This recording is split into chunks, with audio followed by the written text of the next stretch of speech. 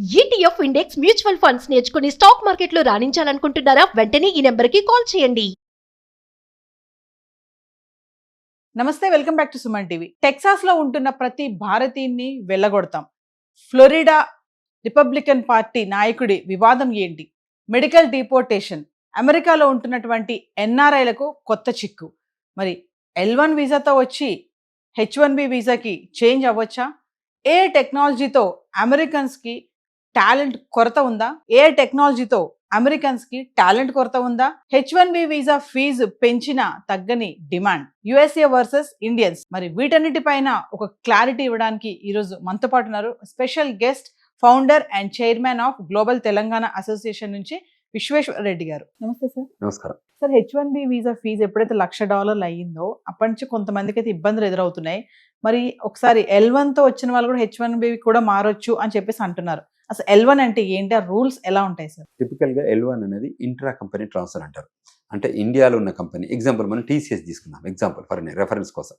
TCSలో ఉన్న టెక్నాలజీ ఎంప్లాయీని అమెరికాలో ఉన్న TCSకి పంపిస్తారు. సో దీన్ని L1 intra company transfer. L1 ఈ కంపెనీ నుంచి ఆ కంపెనీకి ఇంట్రా కంపెనీ. L1లో ఎక్స్ట్రాడినరీ ఎబిలిటీ ఉంటే మనకు చేస్తారు. L1కి అడ్వాంటేజ్ ఏంటంటే L2 అని ఉంటుంది, అంటే డిపెండెంట్. ఇమీడియట్గా వాళ్ళకి వర్క్ పర్మిట్ వస్తుంది. అంటే ఎవరైనా ఇక్కడ నుంచి TCS నుంచి వెళ్ళిన వాళ్ళు ఎవరైనా ఉంటే వాళ్ళ వైఫ్లకి H4 డిపెండెంట్, H1కి H4 ఎలానో L1కి L2 అలాగను. H1 primary skilled worker, H4 dependent. So అంటే ఫ్యామిలీ స్పౌస్కి H4 వస్తుంది. L1 కూడా ఇంట్రా కంపెనీ ట్రాన్స్ఫర్ ద్వారా వెళ్ళే వాళ్ళకి L2 అని ఉంటుంది. L2కి కూడా EAD వస్తుంది. సో వాళ్ళు కూడా వర్క్ చేయొచ్చు day 1 నుంచి. చాలామంది TCS, విప్రో, ఇన్ఫోసిస్ వాటి నుంచి వెళ్ళే వాళ్ళంతా L1 ద్వారా వెళ్తారు. సో ఈ మధ్యన ఏమైనా H1 ఇష్యూస్ వచ్చి ఎటువంటి కన్సర్న్స్ ఉంటే వాళ్ళు L1లోకి వెళ్ళొచ్చు అనేది ఒక చర్చ జరుగుతుంది. వెళ్ళాలనుకున్న వాళ్ళు వెళ్తారు. కాకపోతే గ్రీన్ కార్డుకు ట్రాక్ మాత్రం మళ్ళీ H1 ట్రాకే. L1 నుంచి L1 చాలా rare, very rare. Plus L1 నుంచి వెళ్ళినా కూడా EB1 చేస్తారు. EB1 కేటగిరీలో చేయాల్సి వస్తుంది. అటువంటి ఇష్యూస్ ఉన్నప్పుడు కొన్ని అడ్రస్ చేసుకోవాల్సి వస్తుంది.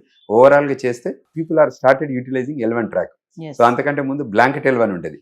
సో అదైతే నేమ్స్ లేకుండా L1 ఇచ్చేవాళ్ళు, తర్వాత నేమ్స్ యాడ్ చేసేవాళ్ళు అంటే అప్రూవల్ కోసం. సో అటువంటి లైన్ ఆఫ్ సైట్ ఉంది.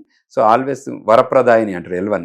సో ఇప్పుడు ఈ టైంలో సో అంచేత H1 to L1 కూడా ఆపర్చునిటీస్ ఉన్నాయి. తర్వాత అది కోటా టైంలోనే L1 to H1కి రావడానికి, అంటే చాలా కంపెనీస్ L1 మీద ఉన్న వాళ్ళు H1 మీదకి రావాలంటే కోటా టైంలో మార్చొచ్చు. ఇప్పుడు వరకు అప్పుడు H1 కింద మార్చడానికి లేదు. సో అది ఒక ప్రాసెస్ ఉంది. దాన్ని మేము కూడా we're doing from our law office. Companies చేయాలి, మేము only facilitator to the departments. So processing మొత్తం కంపెనీస్ చేయాల్సి ఉంటుంది. ఏదైతే మేము గవర్నమెంట్తో వర్క్ చేసి మేము టేక్ కేర్ చేస్తాం. L1 ప్రాసెస్ ఎలా ఉంటుంది సార్? L1 ప్రాసెస్ 7 years ఉంటుంది H1కి. H1 లాగా H1 ఎట్లా 3 years 6 years ఎలా ఉంటుందో L1 అనేది కొన్నిసార్లు బ్లాంకెట్ L1 ఉంటుంది, కొన్నిసార్లు straight forward on the names L1 ఉంటుంది. L1 కూడా డ్యూరేషన్ వైజ్ చూస్తే 7 సంవత్సరాలు. సో 7 సంవత్సరాల్లో వాళ్ళు మా గ్రీన్ కార్డ్ కోసం వెళ్ళినా H1కి వెళ్ళినా వాళ్ళకి ఓ ఇబ్బంది ఏం లేదు. సో అక్కడ there lot of people are settling with their own green cards or visa types. అంటే L1 నుంచి H1కి వెళ్ళొచ్చు, కానీ గ్రీన్ కార్డ్ కావాలంటే ఖచ్చితంగా మళ్ళీ H1 నుంచి రావాలి. కరెక్ట్, అంతే కదా సార్? కరెక్ట్. ఇప్పుడు ఈ లాటరీ సిస్టమ్ కూడా L1 వీసాకు ఉండదు అంటున్నారు. Lottery only H1Bకి, only H1B. L1 కి అయితే ఉండదు. L1 intra company, company to company transfer కదా. ఇప్పుడు H1B వీసా కావాలనుకున్న వాళ్ళు త్రూ L1 ద్వారా వచ్చే ఛాన్స్ అయితే ఉన్నాయి. L1 మీద లోపల కంట్రీలోకి ఎంటర్ అయిన వాళ్ళకి, తర్వాత కంట్రీ లోపల ఉన్నప్పుడు కూడా మేము H1 చేసాం చాలా మంది. ఓకే, చేంజ్ ఆఫ్ స్టేటస్ అంటారు దాన్ని. చేస్తే వాళ్ళకి H1 వచ్చింది. అచ్చా, అంటే ఎలాంటి వాళ్ళు దీన్ని మార్చుకోవచ్చు సార్? ఎట్లా? ఓన్లీ కంపెనీస్ ఉండాలి. Okay, intra company transfer L1 programme లో TCS, విప్రో, ఇన్ఫోసిస్ అనేది టాప్ నాచ్ కంపెనీస్. అందులో ఉన్న రిసోర్సెస్ అమెరికాకి వెళ్తారు కదా, ఆ ట్రైనింగ్ వెళ్ళేటప్పుడు వీళ్ళు వాడుతుంటారు. ఆ ఎంప్లాయ్మెంట్ అయ్యేటప్పుడు ఇది వాడతారు.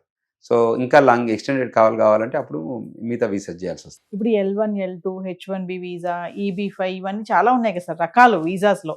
అంటే అసలు ఏంటి సార్ ఒకసారి చెప్తారా వాటి గురించి? ఏంటంటే టిపికల్ గా ఆల్ఫాబెటికల్ లెటర్లు A to Z ని Z అంటాం అమెరికాలో. ప్రతి లెటర్కి ఏదో టైప్లో, ఒక లెటర్కి ఏదో ఒక వీసా టైప్ ఉంటుంది. అంటే డిఫైనింగ్ ద వీసా టైప్స్ అనేది USCIS చేయాలంటే ఎక్కడి నుంచి స్టార్ట్ చేయాలి కదా. సో F1 అంటే మనకి ఎక్కువ మన ఈ రెండు తెలుగు రాష్ట్రాల వాళ్ళు చూసేదంటే F1 వీసా స్టేటస్. అది స్టూడెంట్ రూపకంగా వాళ్ళకి అప్లికేషన్ పెట్టుకుంటారు, I-20 పెట్టుకుంటారు, అక్కడ ఉన్న యూనివర్సిటీకి మేము ఎలిజిబిలిటీ అప్లై అని. సో తర్వాత వాళ్ళు ఏం చేస్తారంటే రివ్యూ చేసి okay you are eligible and వాళ్ళకి లెటర్స్ ఇష్యూ చేస్తారు, yes you are approve to join అవ్వచ్చు అని. సో దాని తర్వాత మళ్ళీ డాక్యుమెంటేషన్ వ్యాలిడేషన్ చేస్తారు, సెటప్ చేసుకొని వెరిఫై చేసుకున్నాకనే అప్రూవల్ ఇచ్చేస్తారు. సో దానివల్ల చాలా మంది కూడా బెనిఫిట్ అయిన వాళ్ళు ఉన్నారు. ఎవరైతే ఇండియా వస్తారో సార్, ఇప్పుడు H1B visa interview post phone చేస్తున్నారు కదా, మరి వచ్చిన వాళ్ళు మళ్ళీ తిరిగి వెళ్ళాలి అంటే ఎలా? మరి ఇప్పుడు వీసా వచ్చే వరకు వెయిట్ చేయాలి, ఇంకా అక్కడ అయిపోవాల్సిందే, స్ట్రక్అప్ కావాలి. అందుకోసం మేము చాలా కేర్ఫుల్గా అందరికి విజ్ఞప్తి చేసేది అంటే మీరు ఎవ్వరు కూడా కంట్రీ దాటి బయటికి రాకండి. కంట్రీ దాటి బయటకు వచ్చాక మళ్ళీ మంచి పార్టీలు చేసుకోవచ్చు, కానీ ముందే ఈ స్ట్రెస్లో ఉన్నప్పుడు వచ్చి వెడ్డింగ్స్ అని అదని చెప్పేసి ఇక్కడ వచ్చి ఇరుక్కపోయి పేరెంట్స్ని బాధ పెట్టి వాళ్ళు బాధపడి ఇట్లా చాలా మంది నాకు 10 కేసులు వచ్చాయి ఇక్కడ హైదరాబాద్లో స్టక్ అయిపోయి ఇక్కడ ఉన్నారు పాపం. సో వాళ్ళందరినీ మేము ఇప్పుడు అడ్రస్ చేస్తున్నాం, ఇట్లా what best we can bring them back to the United states. Okay, అంటే వాళ్ళు మళ్ళీ ఇచ్చే వరకు ఇంక ఉండిపోవాల్సిందే వాళ్ళు అక్కడే. ఎస్ ఎస్ స్ట్రక్ అంతే 100%. There is no second to it. మళ్ళీ యుఎస్ కాన్సులేట్ దయతలిచి మనకు వీసా ఇవ్వాలి, ఏదో ఒకటి అవుతుంది. ఈ 7 వరకు అమెరికా రావచ్చు. ఫైనల్ ఒక విషయం చెప్పండి సార్, డాలర్ డ్రీమ్స్ మరి ఇప్పుడు చెదిరిపోతున్నాయి అని అనుకోవచ్చు అంటారు, అంటే అమెరికా వెళ్ళాలనుకునే వాళ్ళందరికీ కూడా ఎలాంటి సజెషన్స్ చెప్తారు మీరు? మేము 100% రిక్వెస్ట్ చేస్తున్నాం, ఇక్కడ గ్రాడ్యుయేషన్ చేశాక మాస్టర్స్ కోసం హైయర్ ఎడ్యుకేషన్ కోసం మీరందరూ కూడా ఒక 2 సంవత్సరాలు రండి, నచ్చితే ఉండండి. పేరెంట్స్ నీడ్స్ కానివ్వండి, పేరెంట్స్ బిజినెస్ కానివ్వండి, ఇటువంటి ఇష్యూస్ ఉన్నప్పుడు మీరు కూడా రావచ్చు. లేదు నేను అదే కంట్రీలో ఉంటాను, నా కంట్రీలో ఆపర్చునిటీస్ కోసం వెతుకుతాను, ఇంకా గొప్పగా ఎదుగుతాను అనుకుంటే అక్కడ కూడా ఉండొచ్చు. There are types of visas, మేము హెల్ప్ చేస్తాం. ఈ లెటర్స్లో F1 అయితే స్టూడెంట్స్, H1B అయితే స్కిల్డ్ వర్కరు, తర్వాత H4 అంటే డిపెండెన్సీ, ఇప్పుడు B1కి B2 ఎట్లనో L1కి అట్లా L2, తర్వాత అట్లే O1 O2 ఉంటుంది, తర్వాత EB5 ప్రోగ్రామ్ ఉంటుంది, తర్వాత H1Bలో ఇంకా స్కిల్డ్ లేబర్లో ఉన్న డిఫరెంట్ టైప్స్ ఉంటాయి, ఒకేషనల్ ట్రైనింగ్ ఉంటుంది M3లో, అట్లా M వీసా టైప్స్, అంటే లెటర్ ట్రాక్ వైజ్ ఒక్కొక్క వీసా ఉంటుంది. సో అందులో మనం ఏదైనా ఒక ట్రాక్లో వెళ్తే అందులో ముందుకు వెళ్ళిపోవచ్చు. సక్సెస్ స్టోరీస్ ఉంటాయి అందులో. వీళ్ళంతా ఎడ్యుకేషన్ సెక్టర్ పట్టుకున్నారు కాబట్టి ఎక్కువ మందికి అవకాశాలు వచ్చాయి ఇప్పుడు. సో అంచేత అందరు కూడా రావండి. పేరెంట్స్ కూడా ఒక విజ్ఞప్తి చేస్తున్నాం, మీ పిల్లల్ని మీరు 2 ఏళ్ళు అక్కడికి పంపండి, చదివిపియండి మంచిగా. వాళ్ళకి చెప్పండి ఈ 2 ఏళ్ళ మటుకు మీకు కావాలంటే 1 ఎకరం అమ్ముతాము అంటే వాళ్ళ ఫైనాన్షియల్, లేదు అంటే లోన్ తీసుకుంటాము, నేను ఎండ్ టు ఎండ్ మీ ఫీజు కడతాను అని ఒక ప్రామిస్ చేయండి విద్యార్థులకి. అప్పుడు మీరు ఎక్కడ కూడా ఏ స్టోర్లో కానీ, గ్యాస్ స్టేషన్లో కానీ, లొక్కర్ స్టోర్లో కానీ ఎక్కడ కూడా మీరు పని చేయొద్దు. మీరు ఓన్లీ యూనివర్సిటీలో ఆథరైజ్డ్ వర్క్ చేయండి. దొరికితే దొరికింది, దొరకకపోయినా పర్లేదు చదువుకోండి. ఫోకస్ ఆన్ ఎడ్యుకేషన్, పోయిన పర్పస్ అది. ఇది కాకుండా నేను స్టోర్లలో పని చేస్తా, గ్యాస్ స్టేషన్ పని చేస్తా, గ్రోసరీ పని చేస్తా, డబ్బు అక్కడే తీసుకొని అక్కడే ఫీజు కడతా అంటే అమెరికా డిజిటల్ ఏజ్లో మొత్తం ట్రాక్ చేస్తుంది. వాళ్ళు ఐడెంటిఫై చేస్తే మనం వయలేట్ చేస్తున్నామని, లేకపోతే మనం చేసే యాక్షన్స్ని బట్టి చేస్తే వాళ్ళు పోలీసు వాళ్ళని ఎంగేజ్ చేస్తారు. Okay, thank you very much.